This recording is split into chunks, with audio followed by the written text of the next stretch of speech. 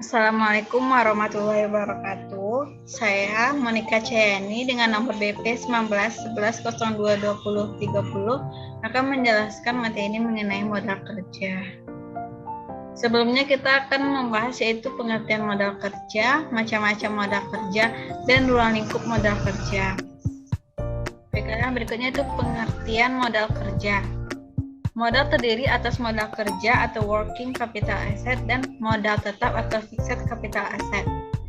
Modal tetap adalah jumlah modal dalam bentuk investasi pada aktiva yang terkait untuk periode lama yang dapat menyediakan kemudahan bagi operasi perusahaan.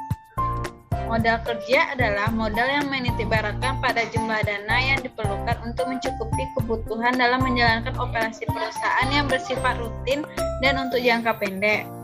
Menurut Ridianto, ada 3 batasan modal kerja yang umum digunakan. Masing-masing batasan tersebut berdasarkan konsep-konsep berikut, yaitu konsep kuantitatif. Konsep ini menganggap bahwa modal kerja adalah jumlah aktiva lancar atau gross working capital dan menitibaratkan kepada kuantum yang diperlukan untuk mencukupi kebutuhan perusahaan dalam membiayai operasinya yang bersifat rutin. Atau dengan kata lain, modal yang menunjukkan jumlah dana yang tersedia untuk tujuan operasi jangka pendek. Berikutnya itu konsep kualitatif. Konsep ini menitibaratkan pada kualitas modal kerja. Dalam konsep ini, modal kerja adalah kelebihan aktiva lancar terhadap utang jangka pendek atau net working capital, yaitu jumlah aktiva lancar yang berasal dari pinjaman jangka panjang maupun dari para pemilik perusahaan. Modal kerja adalah aktiva lancar yang dibiayai dari pinjaman jangka panjang dan dari pemilik sendiri.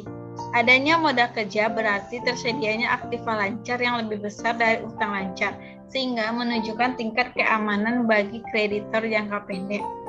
Berikutnya itu konsep fungsional, yaitu keseluruhan modal yang digunakan untuk memperoleh laba pada periode ini.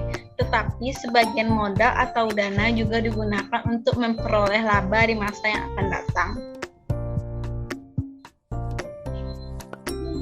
Berikutnya itu macam-macam modal kerja. Yang pertama yaitu modal kerja permanen. Modal kerja yang harus tetap ada pada perusahaan untuk dapat menjalankan fungsinya, atau dengan kata lain modal kerja yang secara terus-menerus diperlukan untuk kelancaran usaha. Modal permanen dapat dibedakan menjadi modal kerja primer, yaitu jumlah modal kerja minimum yang harus ada pada perusahaan untuk menjamin kontinuitas usahanya, dan modal kerja normal adalah jumlah modal kerja yang diperlukan untuk menyelenggarakan luas produksi yang normal. Berikut yaitu macam modal kerja yang kedua, modal kerja variabel. Modal kerja yang jumlahnya berubah-ubah sesuai dengan perubahan keadaan. Modal kerja variabel dapat dibedakan menjadi modal kerja musiman, modal kerja siklis, dan modal kerja darurat. Modal kerja musiman yaitu modal kerja yang jumlahnya berubah-ubah disebabkan karena fluktuasi musim. Modal kerja siklis yaitu modal kerja yang jumlahnya berubah-ubah disebabkan karena fluktuasi konjunktur. Dan modal kerja darurat yaitu modal kerja yang besarnya berubah-ubah karena adanya keadaan darurat yang tidak diketahui sebelumnya. Berikutnya yaitu ruang lingkup modal kerja. Perencanaan besarnya kebutuhan modal kerja, sumber-sumber modal kerja, penggunaan dana, dan analisis sumber penggunaan modal kerja. Besar kecilnya kebutuhan modal kerja terutama tergantung kepada 2 faktor, yaitu yang pertama periode perputaran atau periode terkaitnya modal kerja. Yang kedua pengeluaran kas rata-rata setiap harinya. Sumber-sumber modal kerja. Yang pertama yaitu sumber intern, yaitu modal atau dana yang dibentuk atau dihasilkan sendiri di dalam perusahaan.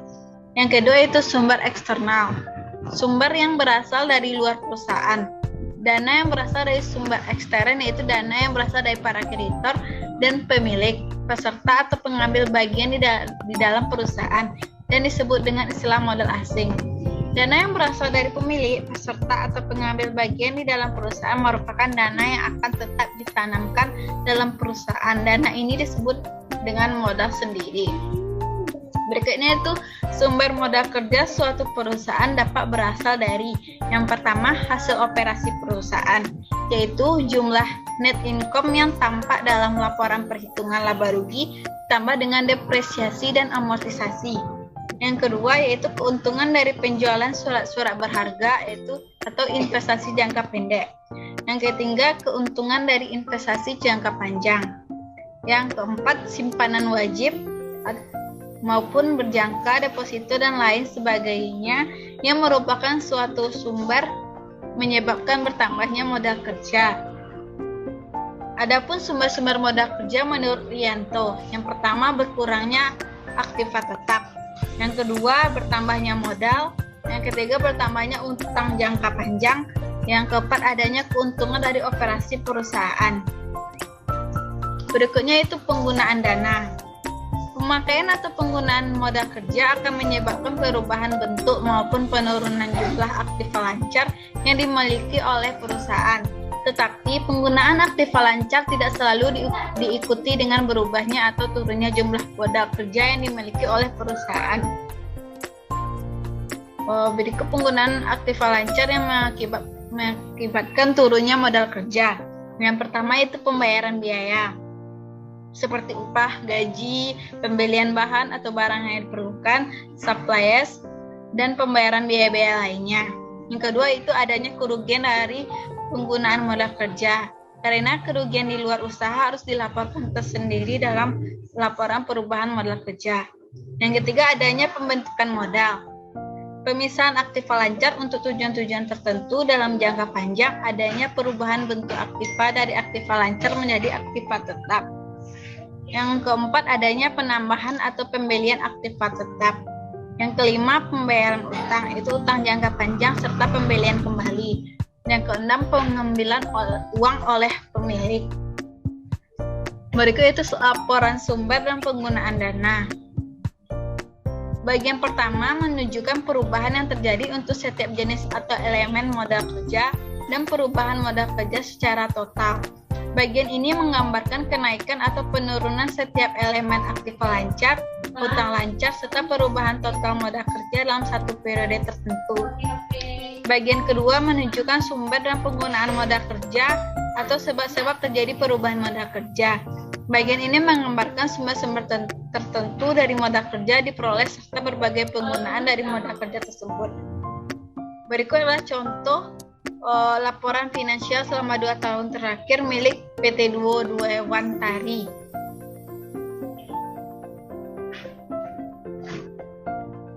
Baiklah, berikutnya itu penyelesaian analisis sumber dan penggunaan dana. Pada investasi terdapat kenaikan sebesar 598.000, pada aktiva tetap terdapat kenaikan sebesar 1.065.000, dan pada utang terdapat utang berkurang sebesar 436.600. Dan pada laba ditahan terdapat pembayaran dividen sebesar 822.400.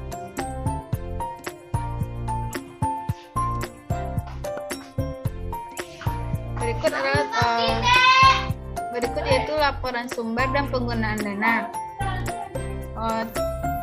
Laba operasi 2010 sebesar 1.003.000 dan depresiasi sebesar 1.062.600. Ditambah maka hasilnya itu 2.065.600. Berikutnya itu penggunaan dana. Terdapat itu penambahan investasi sebesar 598.000, pembelian aktiva tetap 1.065.000, pembayaran utang sebesar 436.600, pembayaran dividen 822.400. Ditambah maka totalnya itu 2.922.000. Maka total sumber dana dikurangkan dengan penggunaan dana itu dapat penurunan modal kerja sebesar 856.400. Baiklah, itulah penjelasan dari saya mengenai modal kerja. Apabila ada kesalahan mohon dimaafkan. Assalamualaikum warahmatullahi wabarakatuh.